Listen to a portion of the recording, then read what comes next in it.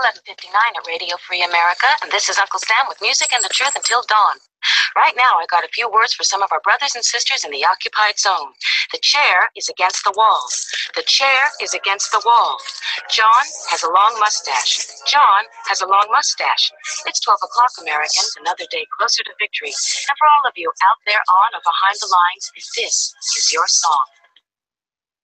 And welcome everybody to our daily gun show. We come to you live every day at noon Eastern, that's 9 Pacific, for about an hour each day.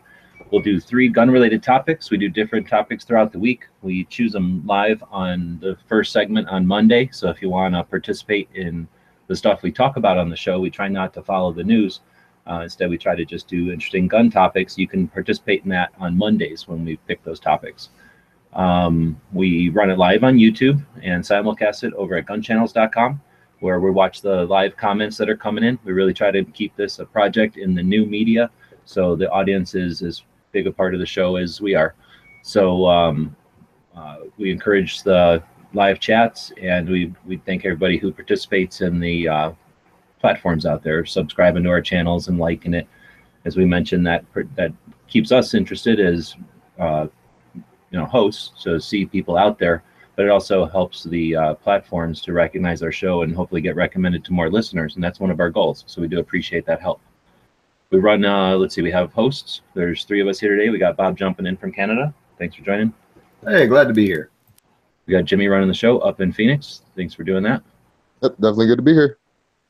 Fast turnaround today. Closed early watch just moments ago, and then we started right up. So on the ball up there. And then I'm down here in Tucson.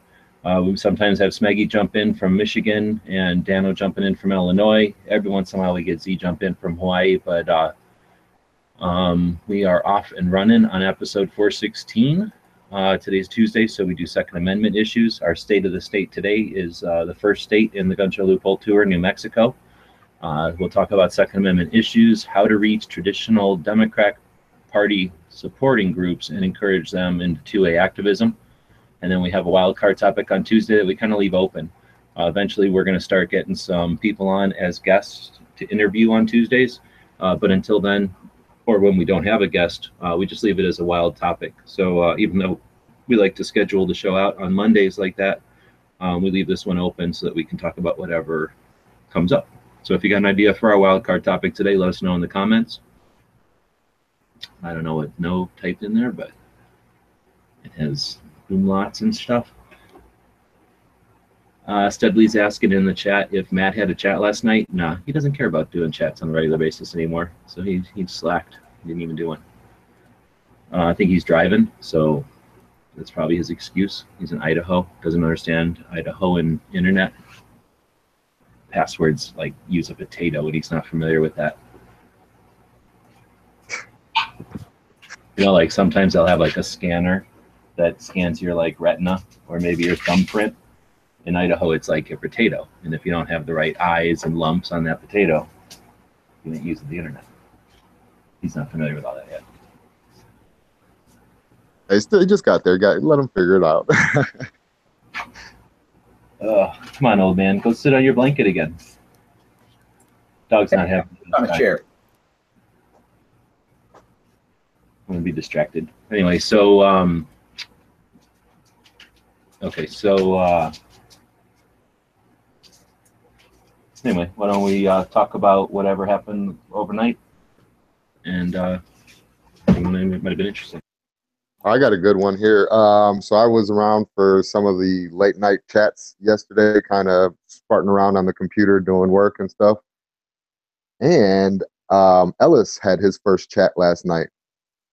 So I was able to participate in that, and hopefully he gets some more traction on it and gets going on the gun channel side more, and really cool. Nice little first chat. Right on. I kind of missed everything last night. I kind of had turkey dinner. It was Canadian Thanksgiving, so I was snoozing half the night. So I think it's cool, man. I would like to see somebody bring back the whole late night thing like it used to be. Have a late night and a morning running gun channels 24/7. Yeah, Ellis talked about doing that, so that's cool to hear that he did his first one. So that's going to be a late night Tuesday chat, and then I think he said he's going to do an interview chat on Thursday or Friday. I think he said Thursdays. I'm not 100% sure, but I'm pretty sure. Very cool. Yeah, that's going to be excellent. Lock and Load was pretty good last night too. The HVS chat, got to jump in there. Well, I didn't jump in, but I was in the text chat for a little bit. Other than that, not much.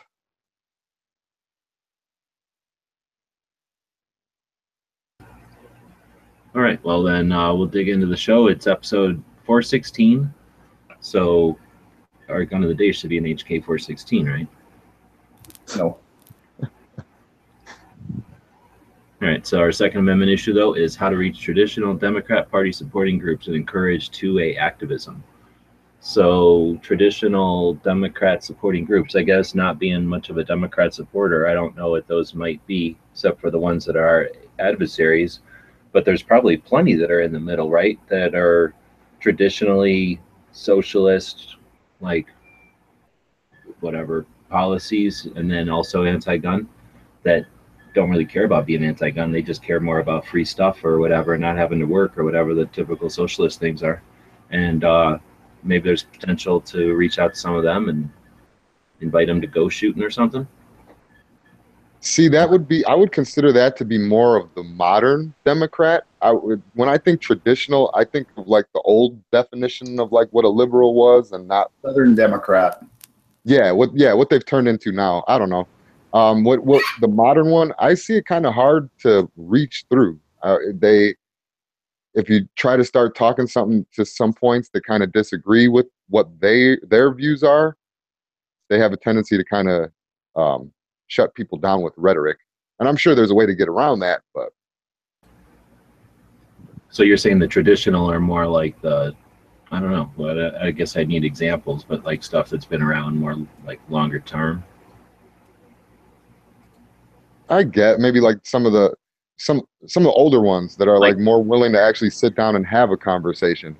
I don't know about the willing to sit down part, but like the teachers, the NEA, Teacher Association thing, you would think that they could be rational at some extent because they're teachers, they're people that want to learn and, you know, transfer that knowledge. Then I would think there's ways to, you know, bring up their, you know, point at the part where they refuse to do firearms education in schools.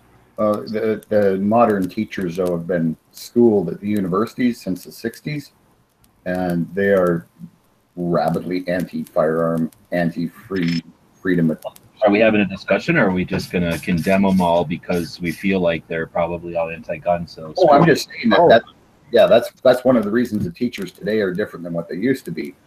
Well, I'm trying to think, and I'm not at all condemning them. I'm trying to figure out a way to.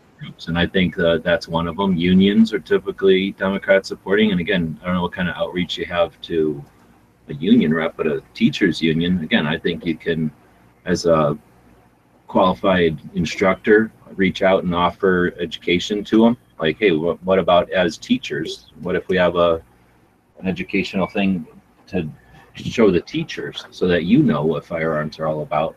And then you can see what the curriculum is, and if you can decide if you want to bring it to students. But, you know, again, we're trying to talk about reaching groups.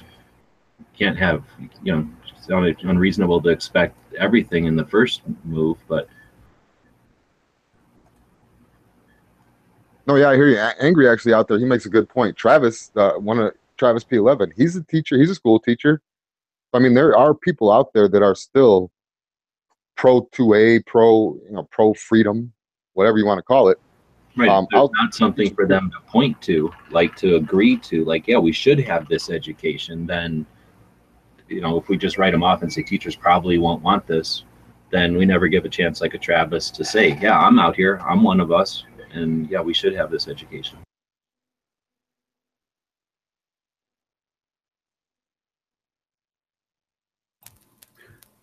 Yeah, possibly. But anyway.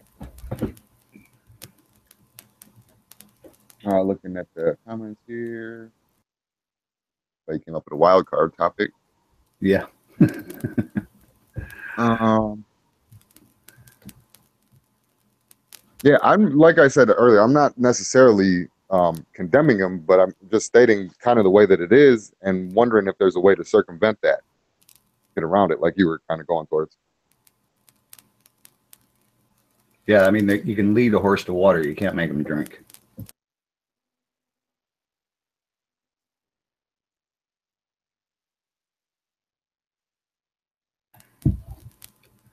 Yeah, sometimes you can't even get lucky enough to lead them to water. Yeah. Although, you know what? I mean, the point is, it's probably worth a try. I mean, the more people you can get out and explain to them how a gun actually works and what it actually does, the better. I think a lot of the reason some people are so scared of guns is because they have no understanding of what exactly they do and how they work, and you know, their only exposure to them is in movies or news reports. They just don't know what they are. To them, they're just this magical thing that deals out death.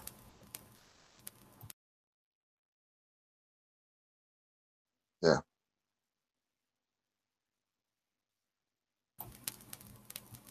So I don't know.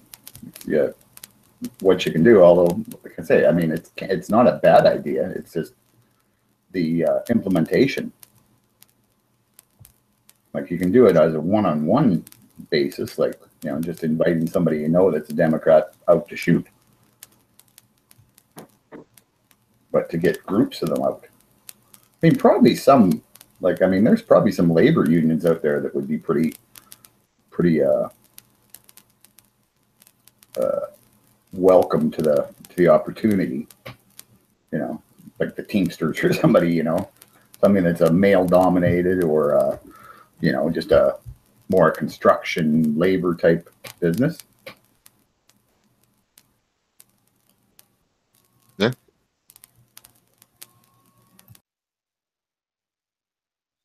Callan was saying you have a chance with those who can't really or couldn't really explain why they are Democrats. The rest are commies, and that's a religion. Well, I guess that could pertain to some of the modern ones, I guess, like we were talking about earlier. But yeah, the on the fence people, I feel like those are our best hope. That kind of a person is more like ignorant to the fact, I would say.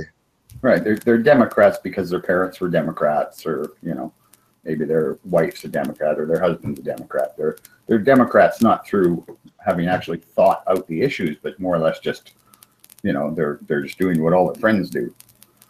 Yeah. Those kind of people you can turn pretty easy, I would think.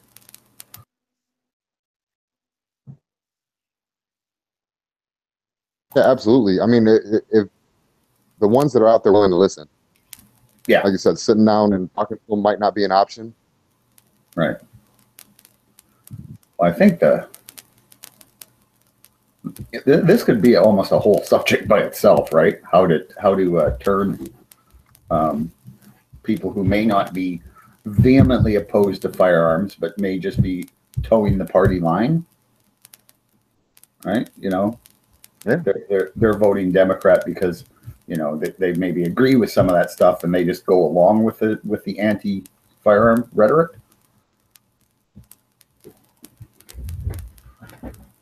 Because there's guys out there like Yankee that are they're about as left wing as Lenin, but they still understand guns and know that they're nothing to be feared, and they're actually something to be worshipped in Yankees' case, and polished and rubbed.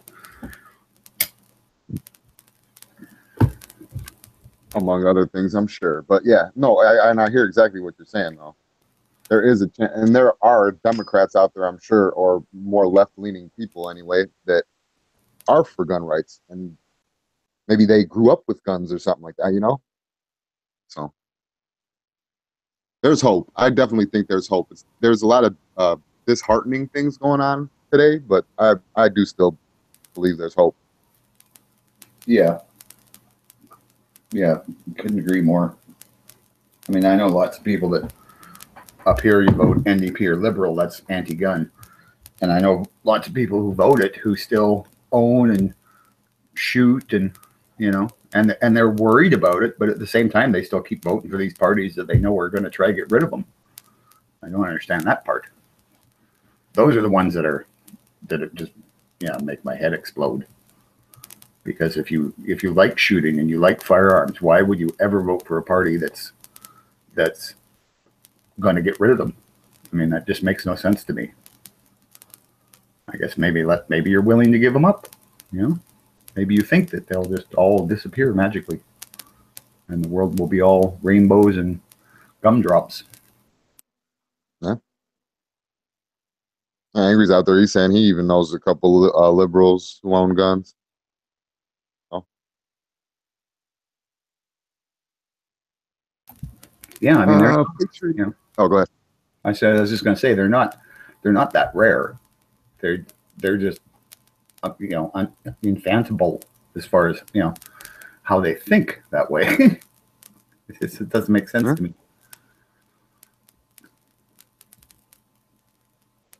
It's like being a race car driver and being anti-roads, anti-highways. I don't know how we got into this, but we're supposed to be talking about how to reach traditional Democrat Party supporting groups, not sitting around moping because everybody doesn't agree with us. So what are other traditional Democrat supporting groups? We talked about teachers and unions. I don't know, are miners unions? Yeah. They do have Democrat for some reason. You got your government agencies. How do you reach government agencies? You would think that since they're sitting in gun-free zones and being the target of so many of these things, at least a lot of times they're the unintended victims of somebody who goes in under these rage things or these terrorist things. You'd think that they'd want, or at least that they would be open to the message that, like, hey, if you get rid of gun-free zones, then you're not a sitting target. Like, you're not the obvious easy target anymore. Would you say that? I don't think church groups are traditional Democrat, at least not just generic church, maybe some particular religions. No, well, not even, because I've actually noticed that quite a few, not at all majority, but there's quite a few gun guys that I know that are super into religion, like religion and politics kind of go hand in hand with them.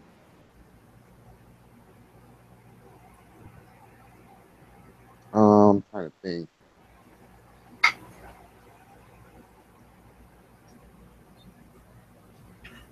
New media.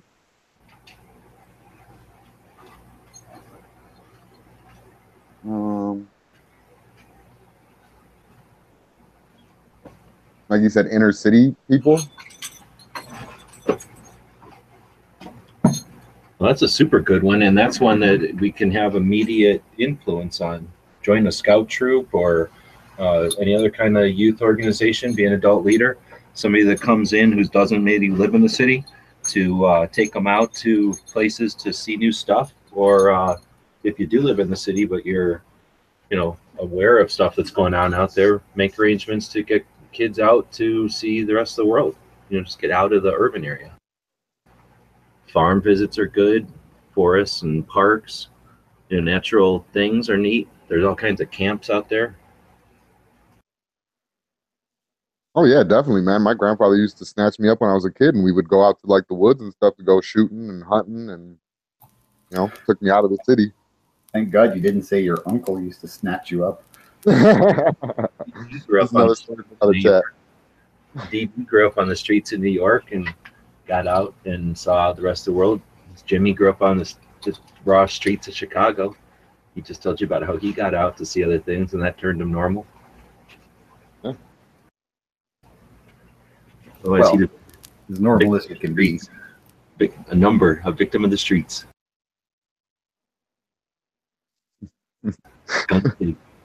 Gun saved him from that life. There you go. Another case of a gun saving someone.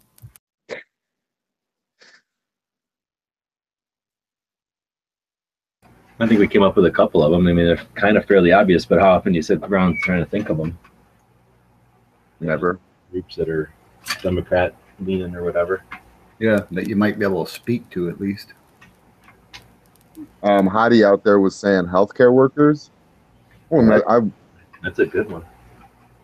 Yeah, I don't know if I would generalize that, but that is a Well, majority of them. Was at the Gun Rights Policy Conference, and they had a guy speaking there. Seemed really, what do you call, like, out there, open to people, having conversation, meeting people. He's just a outgoing type of personality. He runs the Doctors for, what's it called? The Doctors for, man, it's like Doctors for Responsible Gun Ownership, I think. I forget what it's called, but anyway, a group that's made up of doctors, and it's all pro-gun. So something that they probably already have packaged information or presentations that they can offer at that same level, like as peers to other healthcare people. So maybe it's just, we can be the connection between a group that's out there and a group that doesn't know, there's a group out there for them. There's got to be teachers groups. That lady who helped get rid of the people in Colorado who passed the magazine restrictions. She helped with their what do they call that? Where they remove them from office. Their Impeach? Yeah, their impeachments. After that, she capitalized on the outreach or the success, whatever you want to say, like her audience there, and started moving towards free training, firearms training for teachers. So maybe getting her in contact with a group in your area, that's something that could catch fire, because those people are well organized. They've got an established curriculum. It's been going on for years, and it seems like they have a pretty decent success rate of talking to new teachers groups or schools or districts or whatever the group is that you're introducing them to. And they basically say, look, we've been doing this for a long time. Your teachers already can carry firearms probably, so this is just free education for them, free training. And that's something that, once the teachers, even if they just know that that's available to them, that's a different environment than all guns are always bad always. Now guns are like, okay, sometimes. That's a step.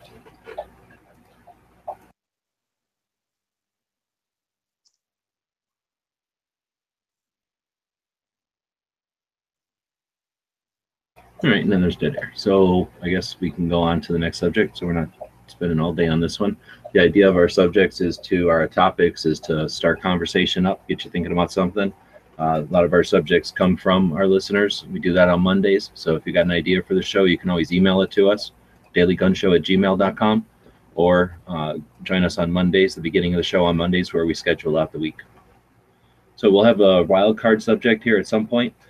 But before we jump into the next segment, between the first and second segments of the show each day, we like to feature one of the members over at Gun Channels. And Gun Channels is a place we built a while back. It's a community. It's focused on firearms. We've been featuring a member on the show like this for a long time. So we've probably gone through at least dozens of guys, if not hundreds, guys and gals. And this week, or at least for the time being, we're thinking about going through and mentioning the people that I met along the route on this last leg of the Gun Show Loophole Tour. So yesterday we talked about Edge, I think, and next person we met up with along the tour would be No. He's out in the chat right now. Good guy, been a member of Gun Channels a long time now. He's a great resource. He knows a lot about guns and stuff, and his alternative lives. He's dealt with vehicles and stuff, so he's been personally a big help with diagnosing things and fixing things on the vans, both of them. So yeah, it was a real treat to be able to meet up with them, put a face with a voice, is I guess what we have to deal with out here with the chats and stuff. Got to check out where he's at, neat part of Texas there, and then pretty interesting. There was a time when there was still like the residual gas issues from the hurricane there in Houston, so I didn't stick around too long, but yeah, it was very neat. And as far as example of a member over on Gun Channels, He participates a lot. He offers insight, and he's not there every day, but he's off and on, and that's really what we built the place for people that aren't necessarily into guns every second of their lives, but when they want to geek out and have a gun conversation, we're here. And Noah's been around long enough. I think he's pretty much comfortable with everybody on the channels. Everybody's met him or chatted with him at some point. Oh yeah, Noah's a great guy, man. Gun guy, dog guy, A-OK in my book. Yep, for sure. Couldn't agree more. Talk about the dogs. He's got a bunch of dogs also, which is kind of fun. He's basically lives in a dog sanctuary, and then they let him live there. But definitely fun. My pup had some fun checking out their place. They got the pool and everything. So yeah, if you want to be in a good spot, be a pit bull in Texas.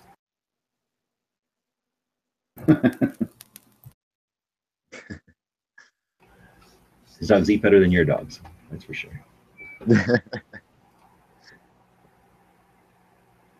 All right, so we do try to feature a member every day. Like I say, we're going to be talking about the people I met up with along the tour, but anytime you've got right in the middle of the sentence. Usually the best time to get dropped out of the call. But let's see here. So yeah, he was just saying pretty much you like to feature everybody and appreciate everybody for their. Oh, he's back. I don't like it when you guys kick me out of there. I don't even know where I was. Just wrapping up the Gun Channel's member of the day thing. Yep. Looks like Moon says that Noah saved his life once. So, yeah, it's not perfect, but yeah. Could have did without that one. No, thanks. Like, we got to waste a bunch of time and resources trying to get that all set up again, but thanks anyway. At least he doesn't suspect nothing. Yeah, well, he might now. So I guess we're going to move into, we have a wild card topic. Well, did we get some suggestions for a wild card topic yet? Let me look. Oh, hey, real quick though. So No put a link out there to support his puppy rescue. Right on. So yeah, we'll throw that link on the Gun Channel side or on the YouTube side. So I didn't get a chance to go down there. So I definitely want to go back. Looks like, but it's for pit bulls, and it's in the Austin area. And yeah, they're really cool dogs. If you haven't played with pit bulls before, they're pretty neat. Yeah, very cool, very cool. I like pitties. We did have one earlier, and I'm trying to find it. It was from Clay. Okay, Clay says this is the only one that we have so far. There is a minimum age, or should there be a minimum age to get a hunting license? I'm trying to find where exactly it was. Okay, should there be a maximum age limit to obtain a hunting license? No. Should there be a maximum age to get a hunting license? No. Because different people are capable at different ages, right? There can be 100-year-old people that could, are quite competent to hunt and eat, as long as you're not senile or, suffering from If you're a hunter your whole life and your kid's got to drag you out there and flop you down in front of a rifle that's pointed at a deer so that you can pull the trigger and you get some kind of acknowledgement or satisfaction out of that, then what's wrong with that? I wouldn't mind, it's worse things that could happen. So I don't see why there should be a maximum. No, I don't think so. I guess if we were dealing with a time when there was very few critters, then maybe if you got to start limiting hunters, maybe wean out the oldest guys, but because they've hunted a lot. But I kind of suspect if that's the case, there was fewer critters, those guys would step down. They're the guys that have hunted a lot, they're going to let the other guys hunt. Let me jump in real quick as the devil's advocate in the situation. There has been a lot of arguments made when it comes to older people and driver's licenses. Among other things, eyesight being one, and some older people are stubborn and don't want to throw on glasses or go to the eye doctor and get checked out. So not necessarily implementing a maximum age restriction, but maybe once someone reaches a certain age, give them like an eye test or something. I don't know. I guess that'd be difficult to implement across the country. Slippery slope. I don't think it's necessary, because it's not like driver's license. I can understand if you're going to get to a point where your health is so bad, or at least everybody in your peer group's health is so bad that there's chances are you're going to stroke out and kill people. When I first moved to Arizona, that was a thing. Old people would be driving down the road. They'd die, be driving 40 miles an hour down the road and take out like the median and like another family. That's pretty bad. So when you're in that situation, I can understand revoking a driver's license, but a hunting license, nobody goes out and gets senile with a hunting license and shoots. What are you gonna do? Shoot 2 deer? Like, you're not gonna shoot people. Nobody's that senile. It's never happened. There's no evidence for that. The worst you're gonna do is shoot at a baby deer. I mean, I don't know what you're gonna do. Go out and shoot a building or something, or a car. I mean, I just don't see hunting accidents with old people. If there was any justification for that, I think we'd hear about it. So I'm still going to stay. I don't get it with old people. And eyesight, I think blind people should be able to get driver or hunting licenses if they want one. Somebody can always help you. Yeah, there's groups that actually take visually impaired hunters out, and they'll get you all lined up, and just because you can't see, or just because you got so old you can't see no more, don't mean you don't want to appreciate offing your own deer and eating it, or elk, or whatever it is. Or even just spending the day out there with a rifle feeling like you're hunting, That's a good point. Let's not forget that it ain't killing, it's hunting. So yeah, a big part of it is just going out and hanging. And if you got to have a hunting license in order to go out hanging with your friends, then get your hunting license. Yeah. And No makes a good point too. They gave Tony a hunting license. So yeah. And Dano says, I wore glasses since I was 17. Age is not the factor you're looking for. Overall health is. But again, that still goes to what we're saying is you can be, there's people who go out hunt in a wheelchair. You get pushed into a blind and you're good. And, well, sure, Dano, who goes out running, jogging every day at his health club, he's going to throw every crippled old guy under the bus because that's more for him. Oh, yeah. That's exactly what he's doing. Not everybody can spend the afternoon jogging at the health spa, Dano.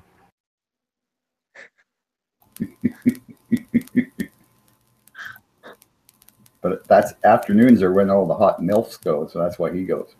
Oh, yeah. I can't even imagine what kind of crazy sauna parties happen there. Everybody else is at work or school, contributing to society. Dano's there being nasty with the mums. That's why he wants Oh, go ahead. I was just saying that's why Dano wants the kids out hunting, so that the moms are at the health club with him. More for me.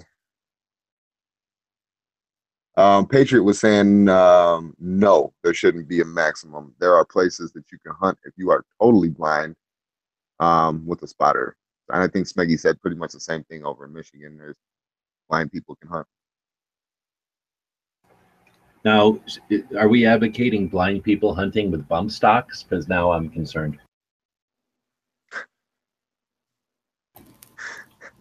Hard to say if that would even help their chances. That's what happened to the buffalo, I think.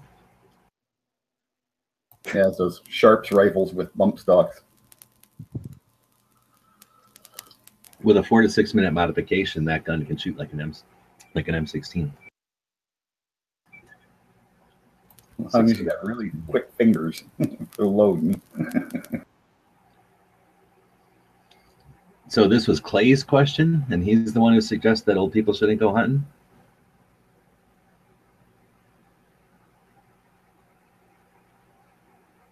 Yeah, and actually, isn't Clay getting up there? Well, I don't know for sure how old Clay is, but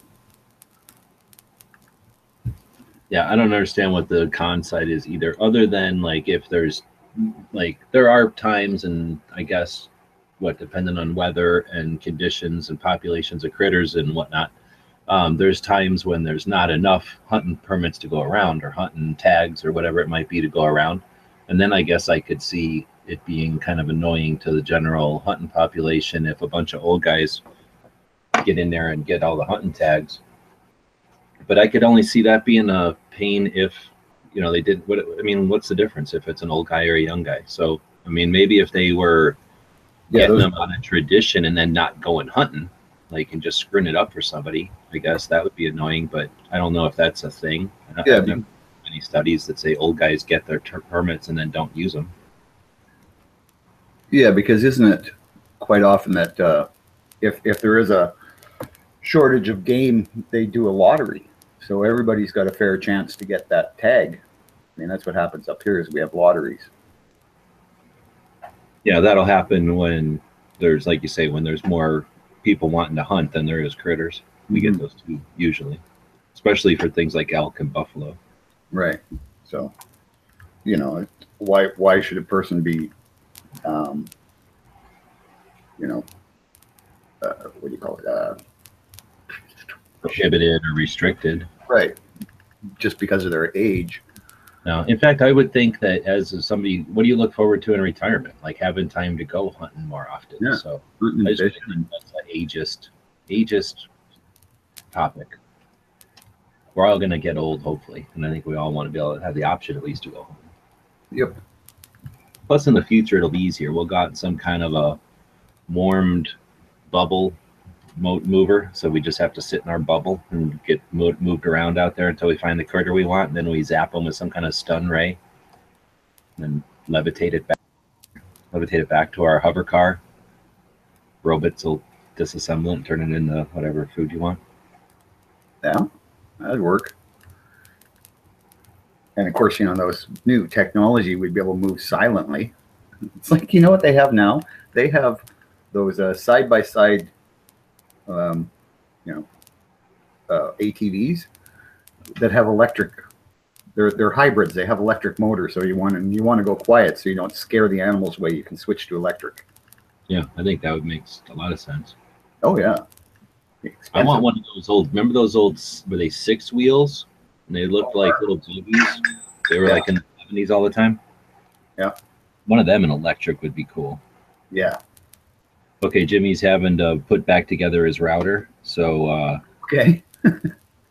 hopefully he'll get back here. Otherwise, we'll just let people know we are trying to keep the show close to an hour every time. So we're going to get into the gun shop of the day. We don't have one in here, so I'm going to go to one of the shops in San Antonio, Edge 4006 over on YouTube and Gun Channels. Hooked up with me in San Antonio, let me hang out in front of his place, and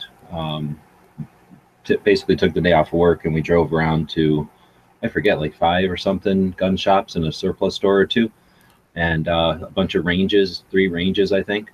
So, and that was just really about a quarter of San Antonio's area. So I'm guessing there's quite a few more gun shops down there. Anyway, the first one we went to was, I don't remember the name of it, so we'll mention it again in the future and give it a better review. But it's a pretty cool little shop that started out as on a person's property as one of those, like, basically sheds that you can turn into a building. Mm-hmm. Like, you put a door on it and there's a window, but it's really just a backyard shed. But, you know, that was a large one of those that they turned into a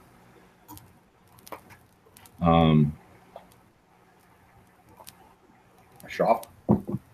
To a little shop, and then just texting Jimmy there. Hopefully he'll get everything back on before we go off air, but he has about 5 minutes or less to jump everything back together here. So anyway, it's a little shop that turned into a larger shop. It looks like they built a little building there, you know, a little bigger, but not a whole huge building. And they've grown into it according to Edge, and it's a cool little shop. They had a really neat display for safe organizer. So if you're talking about like a gun safe, there's different ways to organize them. They become pretty cluttered and the guns start scraping against each other and stuff, especially long guns. So they had a safe organizer, and it was like this big either sticker or magnet. There he is. Either a big sticker or magnet that would like sit on the front of the safe. And you know, one of these things where if you look at it from one angle, it's one picture, but as you move your perspective to another angle, the picture changes. You know, it's kind of like a ridge sticker or something. It's one of those things. And it went from a cluttered safe to an organized safe. And it really caught my eye. And I'm talking about it now because it was so interesting. So I thought that was pretty cool. I have never seen that before or since. So whoever made that, I think I did a quick YouTube or quick Instagram like boomerang thing of it and posted it a long time ago.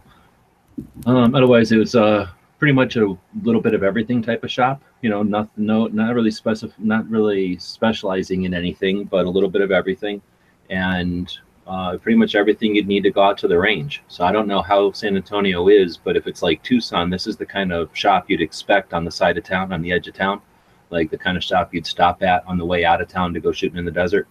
And if San Antonio's like that, then that's probably what this shop's all about. So as we have time to set everything up and use all the content that we gathered on the tour, we'll be posting a video about each shop that we visited, as you know, with pictures and video, and then post a page over on Gun Shop Guide, one of the websites we have that is to feature all the various gun shops out there.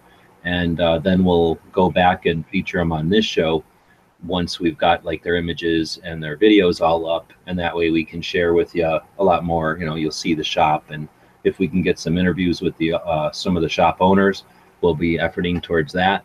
And you know, the whole concept of this show, doing the show on every single weekday, is to be able to feature a new gun shop every day. So this last leg of the tour was to continue on with that project and that effort. And again, this whole thing is to encourage everyone to remember that you walk around with a camera in your pocket every day. That telephone you have is a really good camera. I do pretty much everything with just a camera that's on my cell phone, and you can accomplish a lot with that. And if we were all to remember that and take some pictures, maybe do an interview once in a while, but really just take some pictures when we go into gun shops, and then take those pictures and post them on social media. We do a couple of things. We get ourselves ready for times like now, when we need to combat the push for legislation against bumpfire stocks. It's not a difficult thing to do, to respond to some of the posts that are out there, and to post our own positions, and doing things like featuring your gun shop, you know, once a week, once a month, however often you end up doing it, is the kind of thing that gives us that practice. It gives us that range time, so that when we need to be accurate with our message out there and we need to have established channels, we've done it. So again, that's really the goal of the segment of the show. It's really the goal of our show. And you know, if you want to consider yourself part of the new media and a Second Amendment advocate, it's an easy thing to do. Just remember that you've got that potential, and whenever you're in a gun shop, remember that we're always bugging you about it. Take a couple of pictures, and then eventually share those pictures with people. That's all it really takes. And then a lot harder for those guys to suggest that all gun owners are like that one guy. Exactly. Yeah. All right, so we got a gun of the day, and Bob refuses to do the H&K 416, even though today is episode 416. Yeah, So, well, it is the Martini Henry. Everybody knows what this is. You know, it's a British single-shot rifle. It's a Mark IV long lever is the one in particular I'm looking at. Iraqi veterans got one, and they're just a neat gun. I mean, they're a falling block, like I say, single shot. Now this is, you know, from when they were making black powder military guns. So this is a big bullet, like 577. Basically, you can make your own brass by using 28 gauge, I think, shotgun hulls, brass shotgun hulls. So we're talking a big fat pill going down range, and this thing is accurate. Like, if you get a chance, go check out Iraqi veterans videos on it. This thing can shoot, and you know, when you figure this is a 150-year-old gun. I mean, that's just amazing. If not even, maybe even a little bit older than that. But yeah, really cool gun. It's one of the ones I really want to get. It's one of those guns that I just haven't been able to find a good example to buy. But yeah, it's very cool. And you know, you could take this thing out and hunt with it. So yeah, very interesting weapon. You know, fought in the Zulu Wars. I think some even saw service in the Boer War, but that was pretty much the end of that's when they were getting replaced with the 303s. So yeah, it served for a long time in the British forces and was quite a capable, robust rifle, one of the very early military cartridge rifles. So that's our gun of the day. So this will be our supplementary gun of the day because Bob's a hater. All right, you have the HK416. This is the 10.4-inch barrel version. They also make a 14.5-inch, a 16.5, and a 20.5-inch barrel. Basically, same type of gun. Primarily made for the U.S. military. It has since then been picked up by numerous special operations groups and commands in the U.S. It's kind of HK's answer to the M4 system. What they did was they implemented a piston system. So instead of having a gas tube and gas key, what they did was they were one of the first manufacturers to come out with the gas piston system. The gas piston system basically takes all of the gas and blows it out the front of the gas regulator versus bringing it back through a gas tube into the gas key, which would then cycle the weapon system. We utilize a heavy buffer.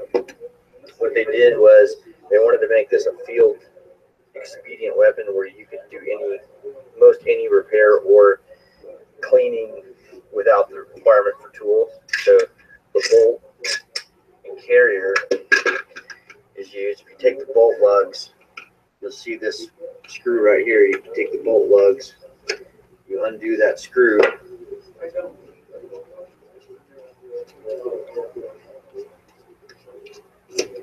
off that rail comes off. This is a one-piece rail system.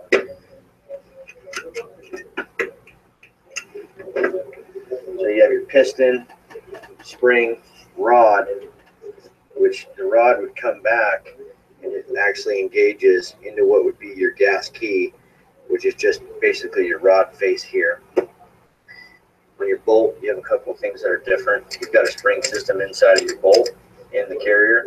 You have firing pin safety here, which basically enables it so that if you drop the weapon when it's on fire, the hammer can't come up and actually engage and strike the primer when around in the chamber. This is the key is one piece, or what would be the key is one piece. What would be the key is one piece. It's machined out of one piece, which is different from some other of the gas keys, the gas carrier keys. They stake them down on the top, so it's pretty much one piece. The magazine well has been flared a little bit to help for a faster reload. The barrel is, you'll see how it's cut right here. That's for a special barrel tool for the armor, so the barrel can change out. Barrel can be changed out in about a minute or 2 minutes by an armor or somebody who knows what they're doing. On the piston rings are about the only thing here that you need to lubricate. The rest of the weapon system can, for the most part, run dry.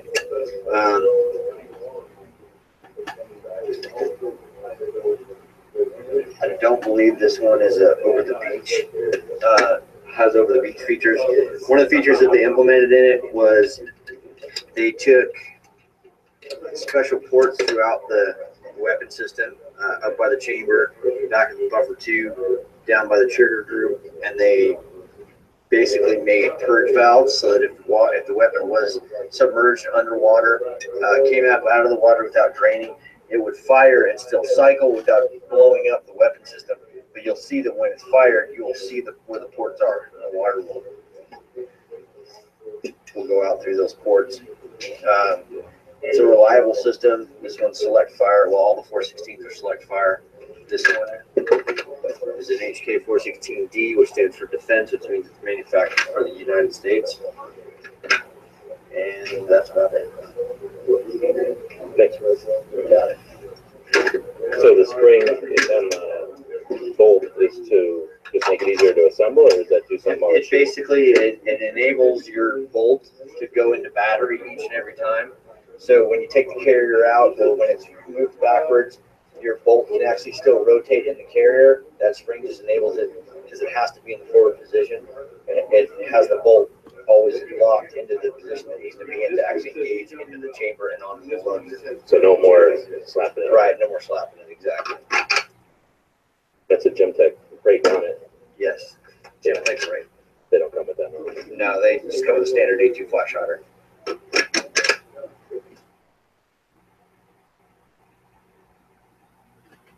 So that video is from 2009. HK416 were barely in country at all at that point. So that was pretty cool opportunity over at Tucson Guns. They had Gemtech down for their annual like anniversary or whatever.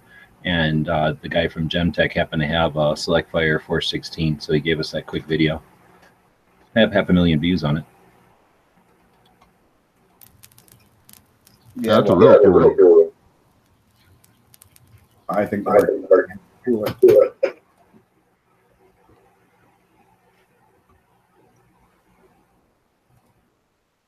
So we have a dual gun of the day. People can vote on what's the better gun of the day, I guess.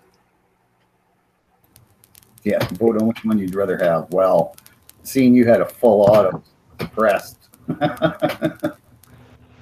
You know, speaking of a HK416, that reminds me of something.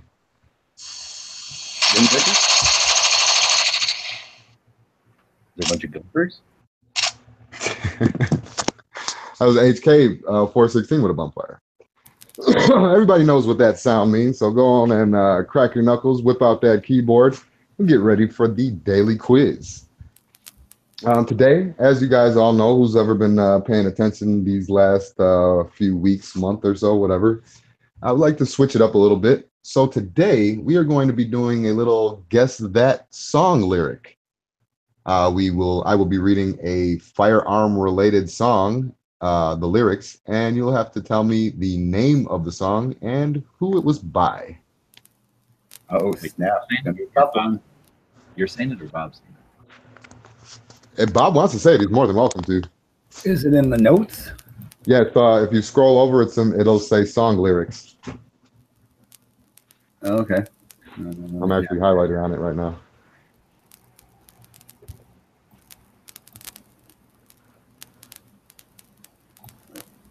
You mean a tab at the bottom? Yeah. You're okay. Tab at the bottom. All right.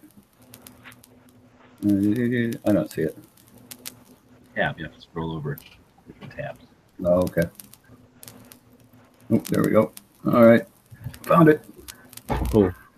All right. I'll go over and check the gun channels and YouTube side. All right. So I will read it then. Fired our guns, and the British kept a-comin'. There wasn't nigh as many as there was a while ago. We fired once more, and they began a-running on down the Mississippi to the Gulf of Mexico.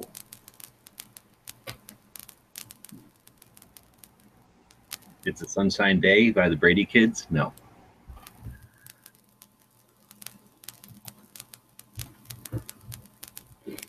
All right.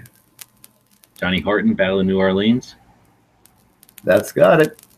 That was a complete answer from Clover on the YouTube side, even with the YouTube lag. Oh, that's got to make the gun channels guys just hang their heads in shame.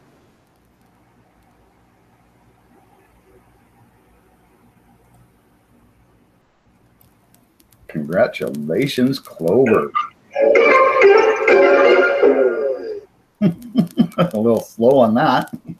Took me a minute. They had a commercial in front of it. I hate when they do that.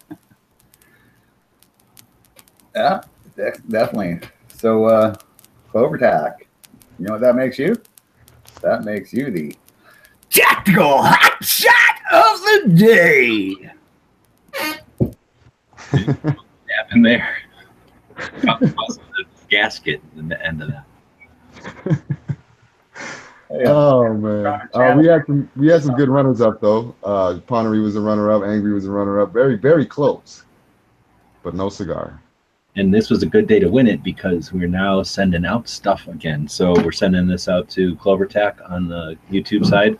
There's a link there to our website, dailygunshow.com/pop quiz, and please fill out the form there. And as we get back into the swing of things, we'll get the patch panel back up, and it is definitely a full patch panel.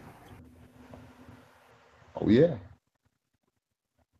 So I guess that will bring us on to, now I got to get out of here. I guess that would bring us to State of the State, or did you guys talk about that when I dropped out? Nope. I'm just doing your work for you. So today, the State of the State, which should have been the first one that we did for the Gun Show Loophole Tour, but I messed up. New Mexico. Pull this up real quick. So they are shall issue.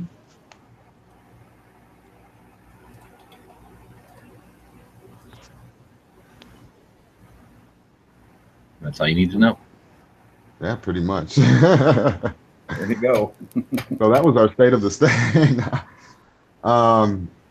Yeah, so there are constitutional provisions in state preemption. New Mexico has a state preemption of firearm laws, so local governments may not restrict their possession or use of firearms. However, local jurisdictions may restrict or ban the discharge of firearms within their boundaries.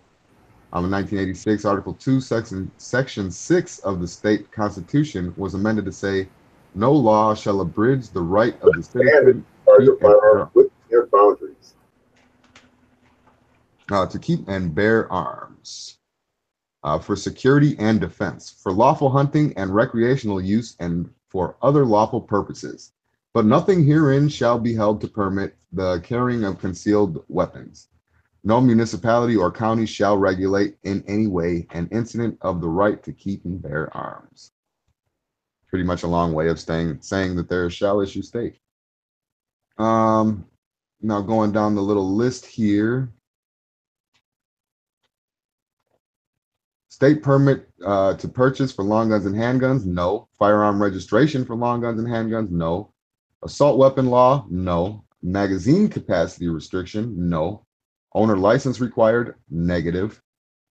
Carry permits required, no for long guns, yes for handguns.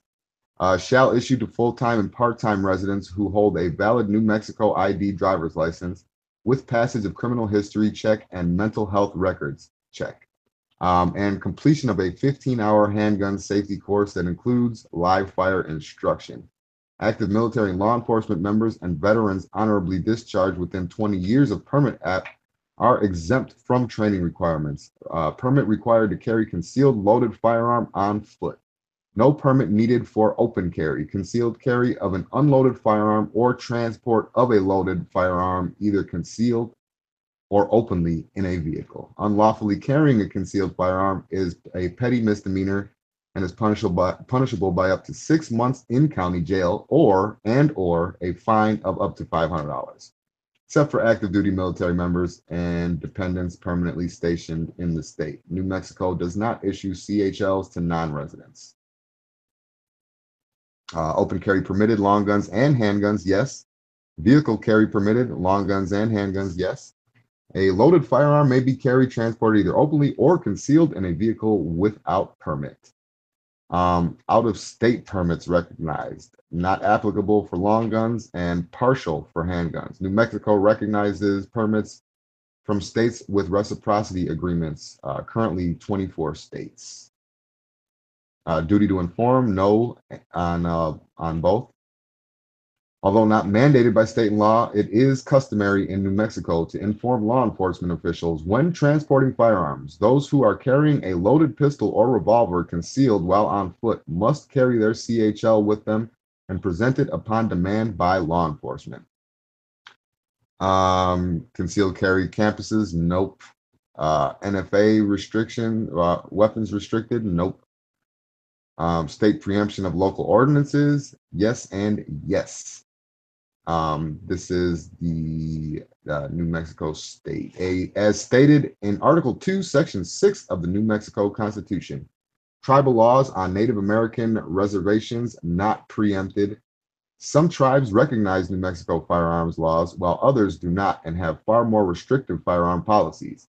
Additionally, some local jurisdictions have enacted ordinances restricting or banning the discharge of firearms with their boundaries. Castle doctrine, no, for both. Duty to retreat, no. That's a good thing. Opt-out statute, yes, yes. Property owners may prohibit the carrying of firearms onto property they lawfully possess by posting signage or verbally notifying persons upon entering the property. Violating these gun-free establishments is a full misdemeanor punishable by less than 1 year in county jail and or a fine of up to $1,000. Criminal trespass also. One may travel, oh wait, that's peaceable journey laws. No. One may travel through or within New Mexico with a loaded weapon in a vehicle. And background checks required for private sales? Nope and nope. And that is New Mexico. Sounds pretty reasonable. So Smeggy also posted their state constitution. They have part of their constitution that says no law shall abridge the right of the citizen to keep and bear arms for security and defense, for lawful hunting and recreational use, and for other lawful purposes. But nothing herein shall be held to permit the carrying of concealed weapons. No municipality or county shall regulate in any way an incident of the right to keep and bear arms. So I don't know why they put in there, but nothing herein shall be held to permit the carry of concealed weapons. That's weird. Yeah. So that's Article 2, Section 6 of the state constitution. Oh, okay. I just went over to gunshot. Is that what Smeggy was saying to read there? Okay. Yeah. Cool. Very cool.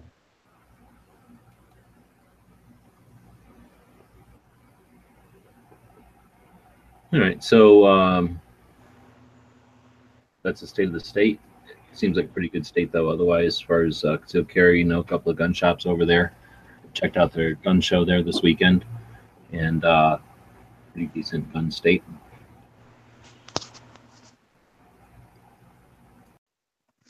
This has nothing to do with anything on the schedule for today, but I was thinking as I was driving around, I think Oklahoma might be a better gun state than Arizona. So I'm going to try to do some sort of project to see which is a better gun state, Oklahoma or Arizona. Well, that's interesting. Maybe I should be hanging out in Oklahoma. Wait a minute. Does it get cold in Oklahoma? That's true. It gets super cold there. And there's tornadoes. And there's earthquakes. And there's a lot of places in Oklahoma that smell like cow poop. I don't mind that. Cow poop's the smell of money, man. Oh, Bob likes cow poop smell. So there you go. Yeah, I grew up on a ranch. What do you expect? But I guess we're talking about New Mexico. So it's also a pretty good state. What I like about it is there's plenty of places to shoot. All right, so every week we feature a state. Right now we're going to go in the order of the states we toured the Gunshot Loophole tour. But if you've got a state that is going to be featured and you'd like to join in for it as a resident of the state, you're always encouraged, welcome to join in. So we do that every Tuesday. So let us know. Next week it'll be Texas. We did. That was my fault. We did Texas first instead of New Mexico. It'll be Arkansas. All right. Kansas. Yeah, Kansas, and then AR in front of it, Arkansas. Oh. So went through and double checked. I haven't had a chance to check mileage or costs or anything like that, but I did get a list of the states that we drove through. So there's 18 of them. like I say, we're going to be featuring them in the State of the States here. I'm bringing up my list here to look at them. There we go. Wait, no, that's not it. Is this it? This isn't it. Where did I write the list? I thought I wrote a list here. Did I do that on Patreon? Where did I do it?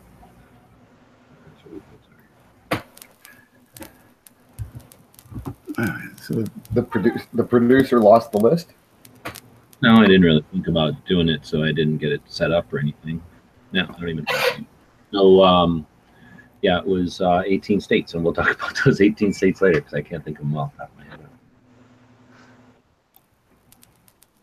Jeez, man, you went through a lot of states. I can't believe you drove through 18.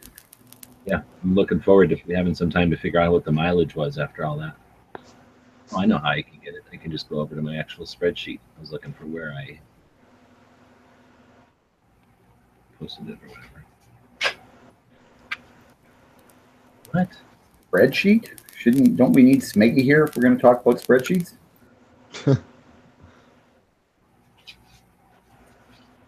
Oh, that one was in the trash. Why was that in the trash? Got to open up the correct spreadsheet, I guess. So I just want to remind everybody out there, vote on which gun you thought was the best gun of the day. Was it the Martini Henry, that classic rifle, or was it that newfangled 416 foreign gun? The Martini and Henry Asti Spumante. So we had Arizona, Texas, Arkansas, Missouri, Illinois, Indiana, Michigan, Ohio, Pennsylvania, New York, Delaware, Maryland, West Virginia, Kentucky, Tennessee, Oklahoma, Kansas, and Colorado. Those will be the states we'll be talking about in the next 18 weeks. Sweet.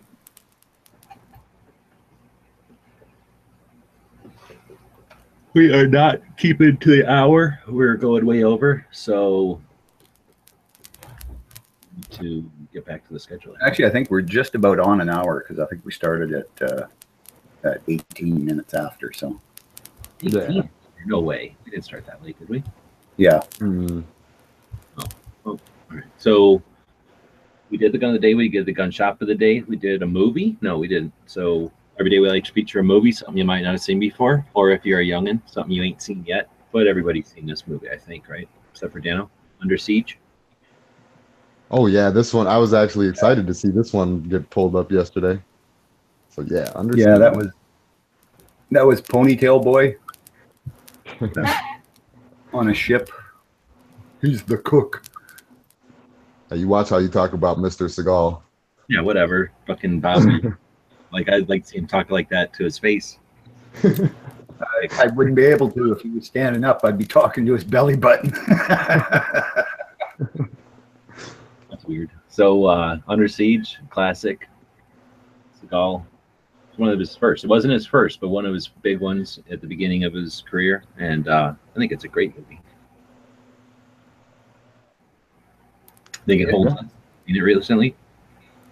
I have not. I haven't seen it in years, so I don't know if it holds up. I think I saw it a couple of years ago, and actually it doesn't hold up bad. It's got Busey. He's playing a bad guy, and he does that job really well. He plays a nutcase, and then it's also got Tommy Lee Jones. Yeah, those guys are the weirdest bad guys ever. Yeah, they are, but very interesting. Now, for me, it's a little difficult because it's so much like my real life, but it's a pleasure to watch. Navy cook in real life. Oh, there's Sig 226. Yeah. I am actually hard pressed to find a Steven Seagal movie that I don't like, except for the more recent ones where he got a little bit heavier. I kind of like him anyway. Well, you got a little preachy in the last couple too, I think. Yeah, At least it was just about the environment, you know. At least he didn't go anti-gun or anything. Oh, if he did, I would have revoked my membership to his fan club immediately.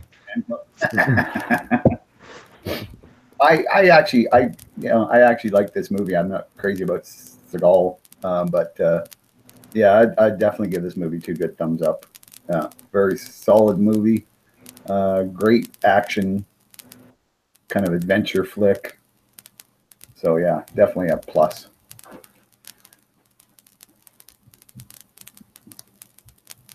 Yep, 2 thumbs up for me. It's not only a good movie, it's definitely something that people refer to. It's got good guns in it. It's definitely the reason people are gun people. Like, it's just an all-around good movie. It's part of the culture. Uh-oh, he's losing his router again? No, he's back. No, I'm good. No, that was just my phone. Yeah, 2 thumbs up for me. All right. So now whenever there's 2 thumbs up from all of us, that means you're obligated to go watch the movie. So sorry, everybody, but you're going to like this one. I can't imagine anybody hasn't seen Under Siege. Some people might not have. Angry brings up a good point. You see those? We still have shells for those. Not only is it an awesome movie, but it goes... See, that's why Seagal is so awesome. He goes back and he goes with the old guys and like takes care of business old school style, like with the old cannons and stuff. Doesn't need all the fancy new tech equipment the millennial bad guys need. Yeah, right. Well, see, and another thing I like about Seagal movies is that he's always like, he doesn't have a past. Who is this guy? You know, like, so I look at him like they're a sequence of movies, like, you know, it's Steven Seagal playing Steven Seagal being Steven Seagal. Man without a past. Well, he's not banking on it. He doesn't like justify his position now because of what he did in the past. He just takes care of business. Doesn't look for the fanfare. Yep. He saves the day, saves the world, keeps moving, makes another cake in a microwave.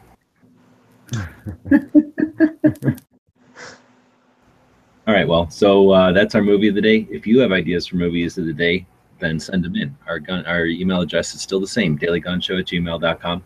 Here's a suggestion. I used to, when we started the show, I just went to like Netflix or Blockbuster or whatever it was, and I told it to, even Amazon, you can tell it to show you the movies you've already watched.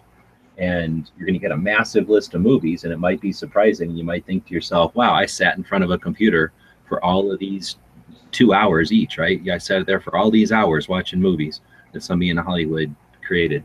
So you can take that list, copy and paste it, maybe remove the ones that don't have nothing to do with guns or that suck or something, and then send us the list. It gives us a bunch of suggestions, and you know, it keeps you part of the show, and then we can talk about the movies you've seen.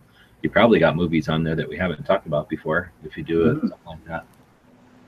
Yeah, because I mean, none of us are really big movie guys. I think G's probably watches more movies than any of us, but and I watch them the way. I turn them on my one computer, and then I do other things. So I walk away from it all the time. I miss big chunks. I'm almost never looking at the thing. So I have them running a lot, but I don't watch them. But here's the thing, that sometimes people find these things on Netflix or on Amazon. I know I've done it, where I don't want to watch something I've seen 100 times. I want to watch something new. And, you know, you gamble. If you don't like the movie, you can turn it off. It doesn't cost nothing. So sometimes you find movies that are really good. Sometimes you find some that are really bad. Either way, let us know, because even if it's a really bad one, make a note there. Like, don't watch this movie. You know, this is not a good movie to watch. It might look appealing, or the cover might look cool, but it's a waste of time. Or some of them look really interesting and have a great description. You turn them on and they're like in French. What the hell? So the whole point of this, though, is to let people know movies that are awesome that you might not have seen, or I guess to let people know not to waste your time on something.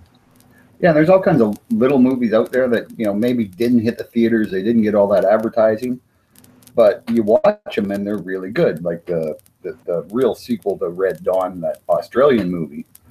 I think it's The Day the War Started or something. Day Before the War. Tomorrow When the War Began, or Yesterday When the War Began, or something like that. That movie was excellent. Yeah. Yeah. And that's a movie that, you know, most people haven't probably seen. Or a lot of people haven't. Asking, are there any movies with bump fires in them? I don't think so. I've never seen one that I can recall. Yeah.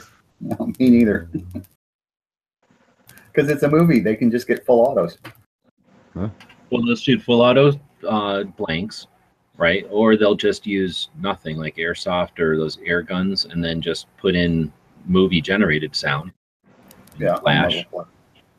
But then I would say bump fires are like the worst thing, because even people that own them and are good at them don't get smooth, consistent streams of fire out of them. Nothing that you'd want to use in a movie. It's usually like driving a go-kart or motorcycle or something. You're like, there's a learning curve, and even when you're good at it, you're never really up to full auto cadence.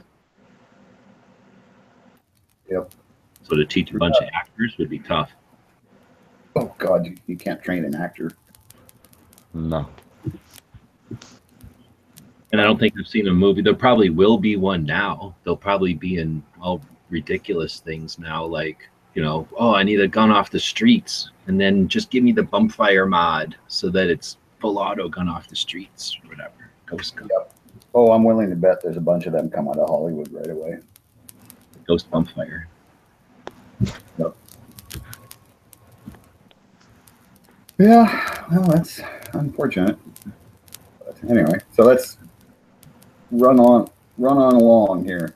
Yeah, we're a bit about running into wasting time again. So we're trying to keep the show a little bit tidier. Let us go, give us some feedback. I got the impression from talking to bloggers and stuff at the Gun Rights Policy Conference that a tighter show is better. And so that's something that we're working towards.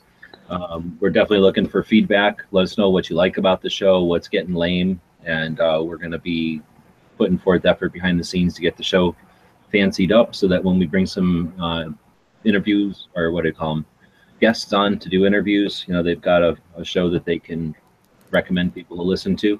So thanks everybody who's been watching, and thank you for commenting and subscribing to the channels and utilizing the media things. Hopefully that's giving you the you know, the familiarity to continue on and post things and like things that are out, other gun related things that are out there. And thanks for that participation.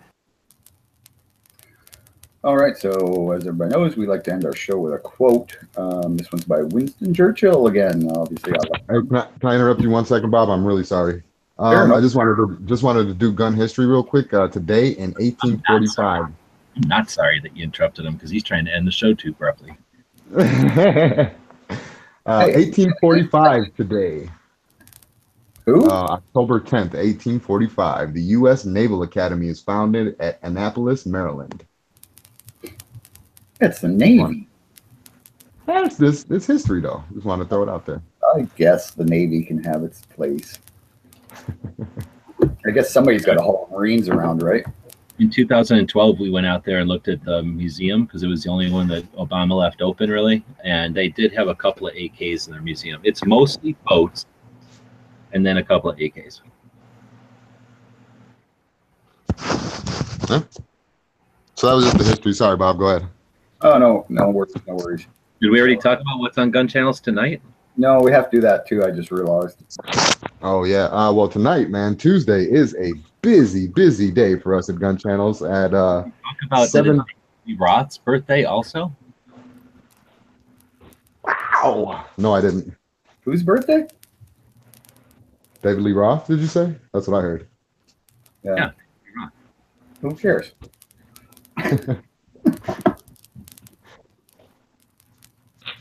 David Lee Roth is a saint.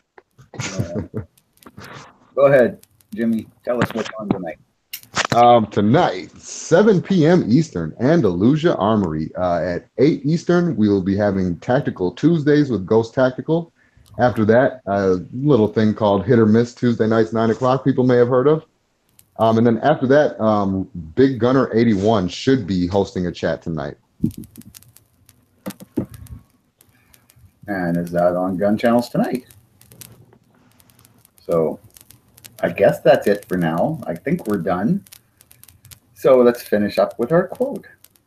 Before that, though, I want to remind everybody, please like, share, and subscribe. If you can, support us on Patreon. As we've been talking about, you just heard it. 18 states, the gun show loophole tour, hit. So that's just well, that's kind of our second or third. But, you know, more states are coming. We're going to hit more. So, anyway, if you can support us, support us. So this one's by, like I say, Winston Churchill, one of my favorite British prime ministers. And this was in response to some lady coming up to him at an embassy dinner and telling him he was drunk. And he says, I may be drunk, miss, but in the morning I will be sober and you will still be ugly. So that's Winston Churchill's humor. Thanks, everybody, for watching and listening. We'll see you all tomorrow. So I'm going to break in because I listened to some interesting thing on, I think it was NPR, about Winston Churchill and about how that guy was such a character, and he considered himself destined. So he would go into battles, literally back in the olden days, like go into battles on a white horse, prancing all around in front, because he was completely confident he was destined to live through the battles. And there's different perspectives on that. Some people say that he drew fire and allowed his guys to win. Other guys say he was just reckless and a blowhard. So I don't know if anybody's interested, but I used to have a client who literally only dealt with Winston Churchill books and Winston Churchill collectibles and stuff. And I never really thought about it, but as I listened to that information about the guy, I thought, wow, this guy must be basically a character that lasts throughout time, right? Like a one in a lifetime type of character. And maybe it's worth talking more about the guy. I'm sure must be people out there that listen to the show that know about him that might want to come in and talk about it. I think Bob might be one of them. No, for sure. Yeah, he was quite the character. No. Yeah, so like I said, I just kind of was reawakened or awakened to like what the role he played. So I'd be curious about that. But otherwise, I wanted to throw this in. Yeah. Throw this in World War II. That's what they say. What do you think the teacher's going to look like this year?